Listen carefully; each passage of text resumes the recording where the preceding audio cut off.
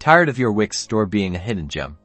Let's explode your sales by connecting it to the Amazon empire. First, ensure you have a professional Wix e-commerce plan.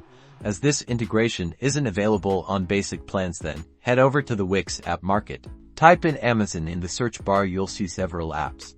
Look for the one that officially integrates Wix with Amazon. Click Add to Site. Now, connect your existing Amazon Seller Central account. If you don't have one, you'll need to create one. This involves providing business information and setting up payment methods. Once connected, it's time to set up your product feed. This is how you tell Amazon about your Wix products. You'll map your Wix product categories to Amazon's categories. Carefully match your products with appropriate Amazon categories to ensure they're easily discoverable by customers. Incorrect categorization can negatively impact sales. Next, optimize your product listings for Amazon. Use relevant keywords in your titles and descriptions. High-quality images are a must. Think like a customer searching on Amazon.